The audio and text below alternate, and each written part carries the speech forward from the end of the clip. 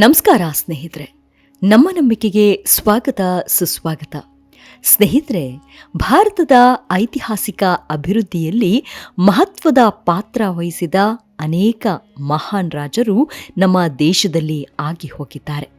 ಅದರಲ್ಲೂ ಭಾರತದ ಮಣ್ಣಿನಲ್ಲಿ ಜನ್ಮ ತಳೆದ ಮಹಾನ್ ಆಡಳಿತಗಾರರ ಇತಿಹಾಸವು ಸಹಸ್ರಾರು ವರ್ಷಗಳಿಂದಲೂ ಈ ದೇಶಕ್ಕೆ ಅಪಾರ ಕೊಡುಗೆ ನೀಡಿದ್ದಾರೆ.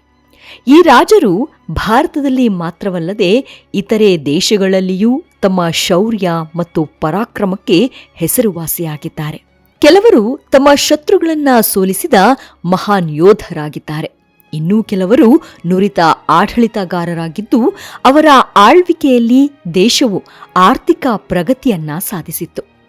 ನಾನಾ ಯುಗಗಳಲ್ಲಿ ಅಪ್ರತಿಮ ರಾಜಾದಿರಾಜರು, ಅಧಿರಥ ಮಹಾರಥರು, ಅವರ ವಂಶಸ್ಥರು ಭಾರತವನ್ನ ಆಳಿದ್ದಾರೆ.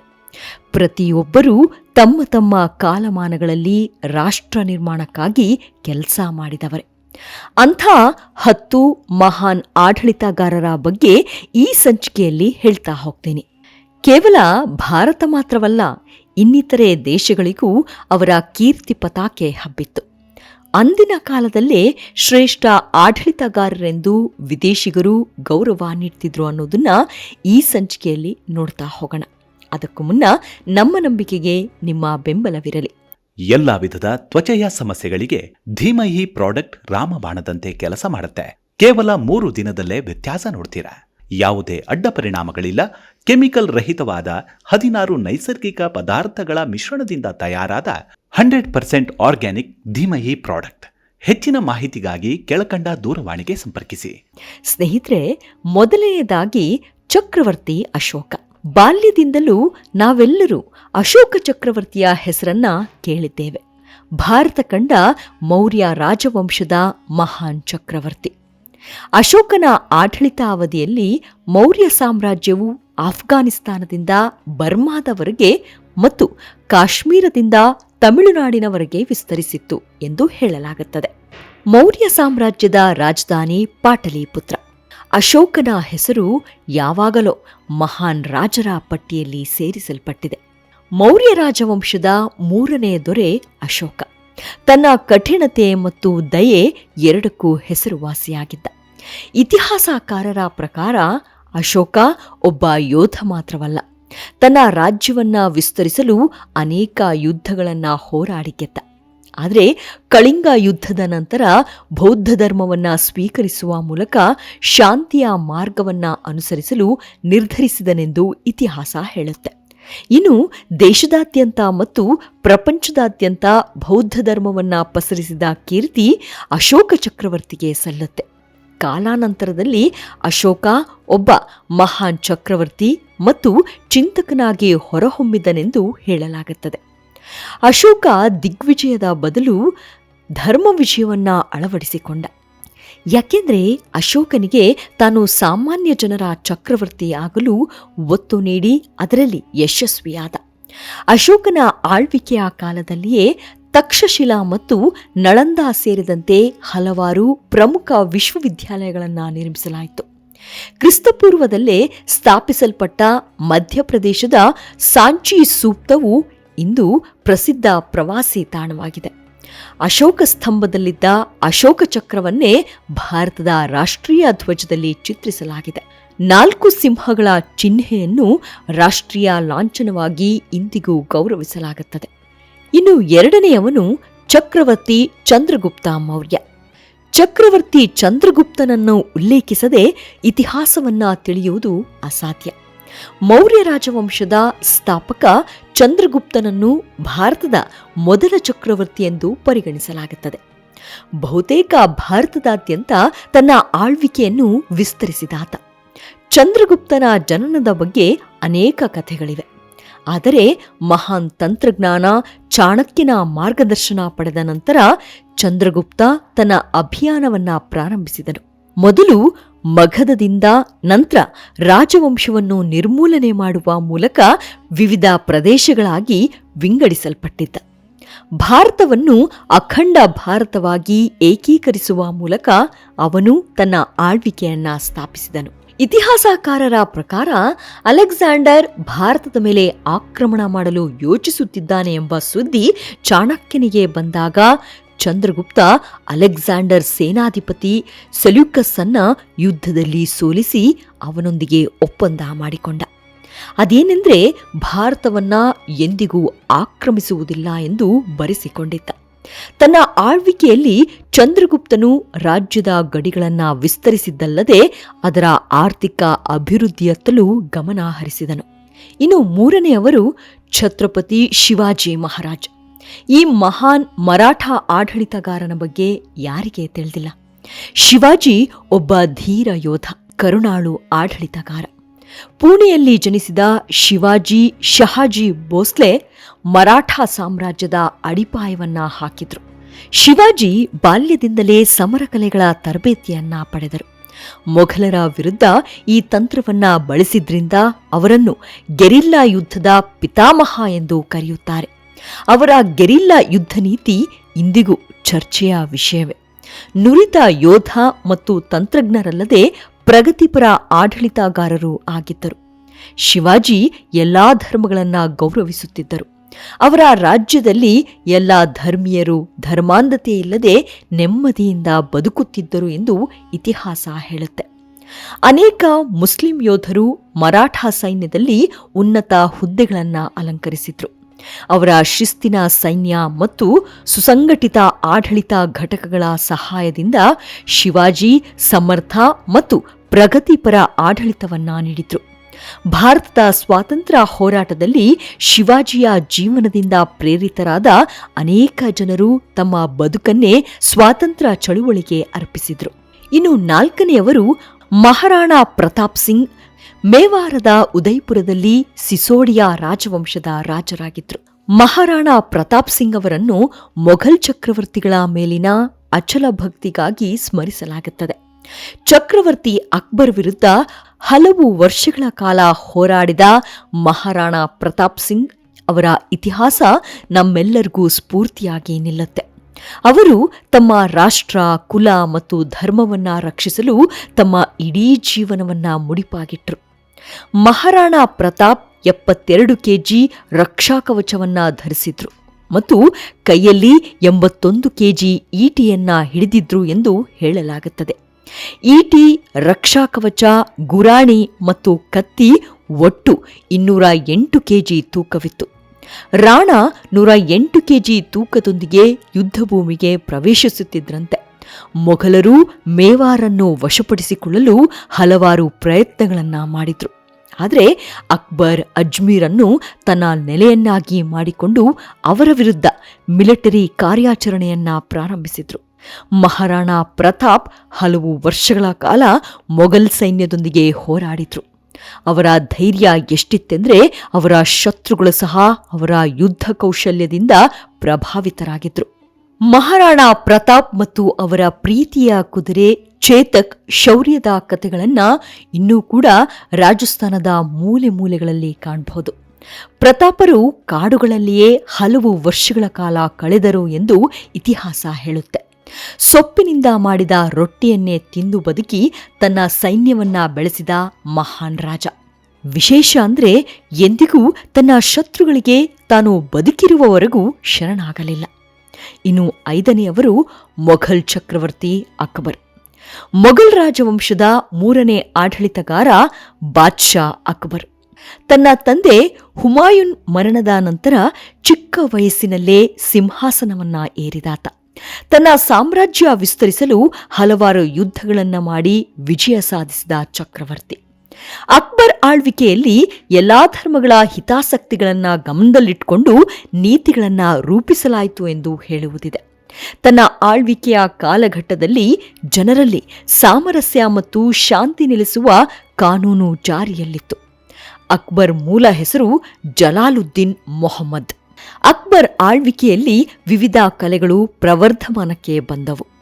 ಅಕ್ಬರನ ಆಸ್ಥಾನದಲ್ಲಿ ತಾನ್ಸೇನ್ನಂತಹ ಪ್ರಸಿದ್ಧ ಗಾಯಕರು ಇದ್ದರು. ಅಕ್ಬರ್ ಚಿತ್ರಕಲೆ, ಬರವಣಿಗೆ ಮತ್ತು ವಾಸ್ತುಶಿಲ್ಪವನ್ನು ಸಹ ಪ್ರೋತ್ಸಾಹಿಸಿದರು. ಇನ್ನು 6ನೇ ಮಹಾರಾಜನೆಂದರೆ ಅದು ಚಕ್ರವರ್ತಿ ಪೃಥ್ವಿರಾಜ್ ಚೌಹಾಣ್. ಪೃಥ್ವಿ ಪೃಥ್ವಿರಾಜ್ ಚೌಹಾಣ್ರನ್ನು ಭಾರತದ ಕೊನೆಯ ಹಿಂದೂ ಚಕ್ರವರ್ತಿ ಎಂದು ಪರಿಗಣಿಸಲಾಗಿದೆ. ಅವರನ್ನು ರಾಯ್ ಪಿಥೋರ್ ಎಂದು ಕರೆಯಲಾಗುತ್ತಿತ್ತು. ಅಜ್ಮೀರ್ ಮತ್ತು ದೆಹಲಿ ಸಾಮ್ರಾಜ್ಯ ಎರಡನ್ನೂ ಆಳಿದ ಪೃಥ್ವಿರಾಜ್ ಚೌಹಾಣ್ ತಮ್ಮ ಸೈನ್ಯದ ಪರಾಕ್ರಮಕ್ಕೆ ಹೆಸರುವಾಸಿಯಾಗಿದ್ರು. ಅವರ ತಂದೆ ಸೋಮೇಶ್ವರ್ ಚೌಹಾಣ್ ಅವರ ಮರಣದ ನಂತರ ಪೃಥ್ವಿರಾಜ್ ಅಜ್ಮೀರ್ ಸಿಂಹಾಸನದ ಉತ್ತರಾಧಿಕಾರಿ ಆಗ್ತಾರೆ. ಆದರೆ ಅವರ ತಾಯಿಯ ಅಜ್ಜ ಆಗಿನ ದೆಹಲಿಯ ಆಡಳಿತಗಾರನಾಗಿದ್ದ ಅನಗ್ಬಾಲರು ಅವರನ್ನು ದೆಹಲಿಯ ಉತ್ತರಾಧಿಕಾರಿ ಎಂದು ಘೋಷಿಸಿದ್ರು. ಪೃಥ್ವಿರಾಜ್ ಚೌಹಾಣ್ ಮೊದಲ ಬಾರಿಗೆ ಮೊಹಮ್ಮದ್ ಗೋರಿಯನ್ನ ಯುದ್ಧದಲ್ಲಿ ಸೋಲಿಸಿದ್ರು. ಆದರೆ ಎರಡನೇ ಬಾರಿ ಪೃಥ್ವಿರಾಜ್ ಸೆರೆ ಹಿಡಿಯಲ್ಪಟ್ರು. ಘೋರಿಗೆ ಅದೆಷ್ಟು ಅವರ ಮೇಲೆ ಆಕ್ರೋಶವಿತ್ತು ಅಂದ್ರೆ ಗೋರಿ ಚೌಹಾಣ್ರ ಕಣ್ಣುಗಳನ್ನ ಕೇಳಿಸಿದ. ಅಂತಿಮವಾಗಿ ಸ್ನೇಹಿತನ ಸಹಾಯದಿಂದ ಘೋರಿಯನ್ನ ಸೆದೆಬಡಿದು ಸ್ವತಃ ಸಾವಿಗೆ ಶರಣಾದ್ರು ಎನ್ನುತ್ತೆ ಇತಿಹಾಸ. ಇನ್ನು ಏಳನೆಯವರು ಮಹಾರಾಜ ರಂಜಿತ್ ಸಿಂಗ್. ಶೇರ್ ಹೇ ಪಂಜಾಬ್ ಎಂದು ಕರೆಯಲ್ಪಡುವ ಮಹಾರಾಜ್ ರಂಜಿತ್ ಸಿಂಗ್ ಅವರನ್ನು ಸಿಖ್ ಸಾಮ್ರಾಜ್ಯದ ಸ್ಥಾಪಕರೆಂದು ಪರಿಗಣಿಸಲಾಗಿದೆ. ಅವರು 19ನೇ ಶತಮಾನದಲ್ಲಿ ಸಿಖ್ ಆಳ್ವಿಕೆಯನ್ನು ಪ್ರಾರಂಭಿಸಿದರು ಎಂದು ಹೇಳಲಾಗುತ್ತದೆ. ಬಾಲ್ಯದಲ್ಲಿ ಸಿಡುಬಿನಿಂದ ಕಣ್ಣು ಕಳೆದುಕೊಂಡ ರಂಜಿತ್ ಸಿಂಗ್ ಒಬ್ಬ ನುರಿತ ಆಡಳಿತಗಾರನಾಗಿದ್ರು. ತಮ್ಮ ಗಡಿಗಳನ್ನ ರಕ್ಷಿಸಲು 10ನೇ ವಯಸ್ಸಿನಲ್ಲಿ ಯುದ್ಧಕ್ಕೆ ಇಳಿದಿದ್ದರೆನ್ನುತ್ತೆ ಇತಿಹಾಸ. ನಂತರದಲ್ಲಿ ಇಡೀ ಪಂಜಾಬನ್ನ ಏಕೀಕರಿಸಿ ಸಿಖ್ ರಾಜ್ಯವನ್ನ ಸ್ಥಾಪಿಸಿದ್ರು. ಮಹಾರಾಜ ರಂಜಿತ್ ಸಿಂಗ್ ಆಫ್ಘನ್ನರ ವಿರುದ್ಧ ಹಲವಾರು ಯುದ್ಧಗಳನ್ನ ಎದುರಿಸಿದ್ರು. ಪೇಶಾವರ್ ಸೇರಿದಂತೆ ಪಶ್ತೂನ್ ಪ್ರದೇಶವನ್ನ ವಶಪಡಿಸಿಕೊಂಡ್ರು. ಹಾಗಾಗಿ ಪಶ್ತೂನ್ಗಳನ್ನ ಮುಸ್ಲಿಮೇತರರು ಆಳಿದ್ದು ಇದೇ ಮೊದಲೆಂದು ಹೇಳಲಾಗುತ್ತದೆ. ತಮ್ಮ ಸೈನ್ಯಕ್ಕೆ ಸಮರ ಕಲೆಗಳು, ವಿಶೇಷ ಯುದ್ಧ ತಂತ್ರಗಳ ತರಬೇತಿ ನೀಡ್ತಾರೆ. ಸಿಖ್ ಖಲ್ಸಾ ಸೈನ್ಯವನ್ನ ರಚಿಸಿದ್ರು. ಸಿಂಹಾಸನವನ್ನ ಏರಿದ ನಂತರವೂ ಎಂದಿಗೂ ರಾಜಕಿರೀಟವನ್ನ ಧರಿಸದ ಮಹಾರಾಜರು ಇವರು. ಏಕೆಂದರೆ ಸಿಖ್ ಧರ್ಮವು ಎಲ್ಲರನ್ನೂ ಸಮಾನವೆಂದು ಪರಿಗಣಿಸುತ್ತದೆ. ಅಲ್ಲದೆ ಅತ್ಯಂತ ಕುತೂಹಲಕಾರಿಯಾಗಿ ವಿಶ್ವದ ಅಪರೂಪದ ಕೊಹಿನೂರ್ ವಜ್ರವು ಒಂದು ಕಾಲದಲ್ಲಿ ಮಹಾರಾಜ ರಂಜಿತ್ ಸಿಂಗ್ ಅವರ ಖಜಾನೆಯ ಭಾಗವಾಗಿತ್ತು. ಲಾಹೋರ್ನಲ್ಲಿ ಕೊನೆ ಉಸಿರೆಳೆದ ಈ ಮಹಾನ್ ಆಡಳಿತಗಾರ ಪಂಜಾಬನ್ನ ವಶಪಡಿಸಿಕೊಳ್ಳಲು ತನ್ನ ಜೀವಿತಾವಧಿಯಲ್ಲಿ ಬ್ರಿಟಿಷರನ್ನ ಧಿಕ್ಕರಿಸಿದ್ರು. ಎಲ್ಲಾ ವಿಧದ ತ್ವಚೆಯ ಸಮಸ್ಯೆಗಳಿಗೆ ಧೀಮಹಿ ಪ್ರಾಡಕ್ಟ್ ರಾಮಬಾಣದಂತೆ ಕೆಲಸ ಮಾಡುತ್ತೆ. ಕೇವಲ 3 ದಿನದಲ್ಲೇ ವ್ಯತ್ಯಾಸ ನೋಡ್ತೀರಾ. ಯಾವುದೇ ಅಡ್ಡ ಪರಿಣಾಮಗಳಿಲ್ಲ. ಕೆಮಿಕಲ್ ರಹಿತವಾದ 16 ನೈಸರ್ಗಿಕ ಪದಾರ್ಥಗಳ ಮಿಶ್ರಣದಿಂದ ತಯಾರಾದ 100% ಆರ್ಗ್ಯಾನಿಕ್ ಧೀಮಹಿ ಪ್ರಾಡಕ್ಟ್. ಹೆಚ್ಚಿನ ಮಾಹಿತಿಗಾಗಿ ಕೆಳಕಂಡ ದೂರವಾಣಿಗೆ ಸಂಪರ್ಕಿಸಿ. ಇನ್ನು 8ನೇಯದ್ದು ರಾಜ ಕೃಷ್ಣದೇವರಾಯ. ದಕ್ಷಿಣ ಭಾರತದ ಮಹಾನ್ ರಾಜ ಕೃಷ್ಣದೇವರಾಯರು ವಿಜಯನಗರವನ್ನ ಆಳುತ್ತಿದ್ದವರು. ತುಳುವ ರಾಜವಂಶದ 3ನೇ ದೊರೆ. ರಾಜ ಕೃಷ್ಣದೇವರಾಯ ರಾಜತಾಂತ್ರಿಕತೆಯ ಪ್ರವೀಣ ಎಂದು ಹೇಳಲಾಗುತ್ತದೆ. ತನ್ನ ಬುದ್ಧಿವಂತಿಕೆಯಿಂದ ಆಂತರಿಕ ದಂಗೆಗಳನ್ನ ಹತ್ತಿಕ್ಕಿ ಬಹಮನಿ ರಾಜ್ಯಗಳ ಮೇಲೆ ಹಿಡಿತ ಸಾಧಿಸಿದರು. ಅಧಿಕಾರ ವಹಿಸಿಕೊಂಡ ನಂತರ ತನ್ನ ಸಾಮ್ರಾಜ್ಯವನ್ನ ಅರೇಬಿಯನ್ ಸಮುದ್ರದಿಂದ ಬಂಗಾಳ ಕೊಲ್ಲಿಯವರೆಗೆ ವಿಸ್ತರಿಸುತ್ತಾರೆ. ಆ ಸಾಮ್ರಾಜ್ಯದ ವ್ಯಾಪ್ತಿ ಎಷ್ಟಿತ್ತೆಂದ್ರೆ ಇಂದಿನ ಕರ್ನಾಟಕ, ತಮಿಳುನಾಡು, ಆಂಧ್ರಪ್ರದೇಶ, ಕೇರಳ, ಗೋವಾ ಮತ್ತು ಒಡಿಶಾವನ್ನ ಒಳಗೊಂಡಿತ್ತು. ಕೃಷ್ಣದೇವರಾಯರು ಕಲೆ, ಸಾಹಿತ್ಯ, ವಾಸ್ತುಶಿಲ್ಪಕ್ಕೆ ಹೆಚ್ಚಿನ ಪ್ರೋತ್ಸಾಹ ನೀಡಿದ್ರು. ತೆಲುಗು ಸಾಹಿತ್ಯದ ಮಹಾನ್ ವಿದ್ವಾಂಸರಾಗಿದ್ರು. ಕೃಷ್ಣದೇವರಾಯನ ಆಸ್ಥಾನದಲ್ಲಿ ಅಷ್ಟದಿಗ್ಗಜ ಅಂದ್ರೆ 8 ಶ್ರೇಷ್ಠರು ಎಂದು ಕರೆಯಲ್ಪಡುವ ತೆಲುಗು ಸಾಹಿತ್ಯದ 8 ಅತ್ಯುತ್ತಮ ಕವಿಗಳಿದ್ದರು. ಈ 8 ಶ್ರೇಷ್ಠರು ಮಂತ್ರಿಮಂಡಳಿಯ ಭಾಗವಾಗಿದ್ದರು ಮತ್ತು ಸಮಾಜ ಕಲ್ಯಾಣ ಚಟುವಟಿಕೆಗಳನ್ನು ನಿರ್ವಹಿಸ್ತಾ ಇದ್ರು. ಅವರನ್ನು ಆಂಧ್ರ ಭೋಜರು ಎಂದು ಕರೆಯಲಾಗುತ್ತಿತ್ತು.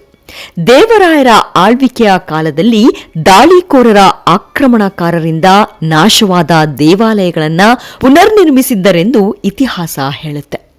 ಇನ್ನು 9ನೇಯವರು ರಾಜ ಸಮುದ್ರಗುಪ್ತ. ಗುಪ್ತ ರಾಜವಂಶದ 2ನೇ ದೊರೆ ಸಮುದ್ರಗುಪ್ತ. ಸಮುದ್ರಗುಪ್ತನ ಆಳ್ವಿಕೆಯಲ್ಲಿ ದೇಶವು ಗಮನಿಸುವಂತಹ ಅಭಿವೃದ್ಧಿಯನ್ನ ಕಂಡಿತ್ತು ಎಂದು ಇತಿಹಾಸ ಹೇಳುತ್ತೆ. ಸಮುದ್ರಗುಪ್ತನ ಸೇನೆಯ ಪರಾಕ್ರಮ ಮತ್ತು ರಾಜಕೀಯ ಕುಶಾಗ್ರಮತೆಯಿಂದಾಗಿ ಭಾರತದ ನೆಪೋಲಿಯನ್ ಎಂಬ ಬಿರುದು ತಂದುಕೊಟ್ಟಿತ್ತು.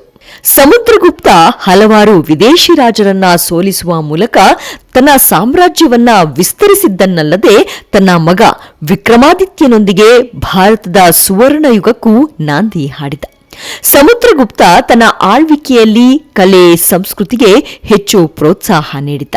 ತನ್ನ ರಾಜ್ಯವನ್ನು ಉತ್ತರದಲ್ಲಿ ಹಿಮಾಲಯ, ದಕ್ಷಿಣದಲ್ಲಿ ನರ್ಮದಾ ನದಿ, ಇನ್ನು ಪೂರ್ವದಲ್ಲಿ ಬ್ರಹ್ಮಪುತ್ರ ನದಿ ಮತ್ತು ಪಶ್ಚಿಮದಲ್ಲಿ ಯಮುನಾ ನದಿವರೆಗೂ ವಿಸ್ತರಿಸಿದ್ದ. ಭಾರತೀಯ ನಾಣ್ಯವನ್ನ ಪರಿಚಯಿಸುವಲ್ಲಿ ಸಮುದ್ರಗುಪ್ತನ ಪಾತ್ರ ಅಪಾರವಾದದ್ದು. ಶುದ್ಧ ಚಿನ್ನದ ನಾಣ್ಯಗಳು ಮತ್ತು ಉತ್ತಮ ಗುಣಮಟ್ಟದ ತಾಮ್ರದ ನಾಣ್ಯಗಳನ್ನು ಪರಿಚಯಿಸಿದ್ದ. ಸಮುದ್ರಗುಪ್ತನ ಆಳ್ವಿಕೆಯಲ್ಲಿ 7 ಪ್ರಮುಖ ವಿಧದ ನಾಣ್ಯಗಳ ಟಂಕಸಾಲೆಯನ್ನ ನಿಯೋಜಿಸಿದ್ದ. ಅದು ನಂತರದಲ್ಲಿ ಬಿಲ್ಲುಗಾರ, ಬ್ಯಾಕಲ್ ಏಕ್ಸ್, ಅಶ್ವಮೇಧ, ಹುಲಿ ಸಂಹಾರಕ, ರಾಜ ಮತ್ತು ರಾಣಿ, ಲಿರಿಸ್ಟ್ ಎಂದು ಪ್ರಸಿದ್ಧವಾಯಿತು. ಸಮುದ್ರಗುಪ್ತ ಅನೇಕ ರಾಜ್ಯಗಳನ್ನು ವಶಪಡಿಸಿಕೊಂಡರೂ ತನ್ನ ಆಡಳಿತಾವಧಿಯುದ್ದಕ್ಕೂ ಶಾಂತಿಯನ್ನು ಕಾಪಾಡಿಕೊಂಡ. ಅಂದಿನ ಕಾಲದಲ್ಲಿ ಅತಿ ದೊಡ್ಡ ಸೈನ್ಯವು ಸಮುದ್ರಗುಪ್ತನ ಬತ್ತಳಿಕೆಯಲ್ಲಿತ್ತು. ಇನ್ನು 10ನೆಯದ್ದು ರಾಜರಾಜ ಚೋಳ. ದಕ್ಷಿಣ ಭಾರತದ ಸುಪ್ರಸಿದ್ಧ ದೊರೆ 1ನೇ ರಾಜರಾಜ ಚೋಳ ಇಂದಿಗೂ ಅವಿಸ್ಮರಣೀಯ. ಚೋಳ ಸಾಮ್ರಾಜ್ಯದ ಸ್ಥಾಪಕ 2ನೇ ಸುಂದರ ಚೋಳನ ಮಗ ಅರಿಮೂಲವರ್ಮನ್ 1ನೇ ರಾಜರಾಜ ಚೋಳ ಆಗಿ ಸಿಂಹಾಸನವನ್ನ ಏರಿದನು. ಅವನ ಆಳ್ವಿಕೆಯನ್ನು ಚೋಳ ಸಾಮ್ರಾಜ್ಯದ ಅತ್ಯಂತ ವೈಭವಯುತ ಯುಗವೆಂದು ಹೇಳಲಾಗುತ್ತದೆ. ಆತ ಸಾಮ್ರಾಜ್ಯಶಾಹಿ ಆಡಳಿತಗಾರ ಮಾತ್ರವಲ್ಲ, ಹಲವಾರು ಯುದ್ಧಗಳನ್ನ ಗೆದ್ದು ಚೋಳ ರಾಜ್ಯವನ್ನ ವಿಶಾಲ ಸಾಮ್ರಾಜ್ಯವಾಗಿ ಪರಿವರ್ತಿಸಿದ. ಸಾಮ್ರಾಜ್ಯವನ್ನ ವಿಸ್ತರಿಸಿದ್ದಲ್ಲದೆ ಹಲವಾರು ದೇವಾಲಯಗಳ ನಿರ್ಮಾಣವನ್ನು ಮಾಡಿಸಿದ. ದಕ್ಷಿಣದಲ್ಲಿ ಆಳ್ವಿಕೆಯನ್ನ ಸ್ಥಾಪಿಸಿ ಶ್ರೀಲಂಕಾದವರೆಗೂ ಚೋಳರ ಪ್ರಭಾವವನ್ನ ವಿಸ್ತರಿಸಿದ. ಚೋಳ ರಾಜವಂಶವು ಹಿಂದೂ ಮಹಾಸಾಗರದ ವ್ಯಾಪಾರ ಮಾರ್ಗಗಳ ಮೇಲೆ ಹಿಡಿತ ಸಾಧಿಸಿತ್ತು. ರಾಜರಾಜ ಚೋಳನ ಅನುಮತಿ ಇಲ್ಲದೆ ಯಾರೂ ಕೂಡ ಅಲ್ಲಿ ವ್ಯಾಪಾರ ಮಾಡಲು ಸಾಧ್ಯವಾಗಲಿಲ್ಲ. ರಾಜರಾಜ ಚೋಳ 100ಕ್ಕೂ ಹೆಚ್ಚು ದೇವಾಲಯಗಳನ್ನು ನಿರ್ಮಿಸಿದ್ರು. ಅವುಗಳಲ್ಲಿ ಅತ್ಯಂತ ಸೊಗಸಾದ ಮತ್ತು ಐತಿಹಾಸಿಕವಾದದ್ದು ತಾಂಜಾವೂರ್ನಲ್ಲಿರುವ ಶಿವ ದೇವಾಲಯ. ಇದನ್ನು ಯುನೆಸ್ಕೋ ವಿಶ್ವ ಪರಂಪರೆಯ ತಾಣವೆಂದು ಘೋಷಿಸಲಾಗಿದೆ. ಹೀಗೆ ಭಾರತದ ಇತಿಹಾಸ ಪುಟಗಳಲ್ಲಿ ಗತಕಾಲದಲ್ಲಿ ಮೇಳೈಸಿದ ನೂರಾರು ರಾಜಾದಿರಾಜರಿದ್ದಾರೆ. ಅವರ ಕೊಡುಗೆ ನಿಜಕ್ಕೂ ಅಪಾರವಾದದ್ದು. ಮುಂದಿನ ಸಂಚಿಕೆಯಲ್ಲಿ ಸಿಗೋಣ. ಅಲ್ಲಿಯವರೆಗೂ ನಿಮ್ಮ ಆರೋಗ್ಯದ ಕಡೆ ಗಮನವಿರಲಿ. Take care. ನಮಸ್ಕಾರ.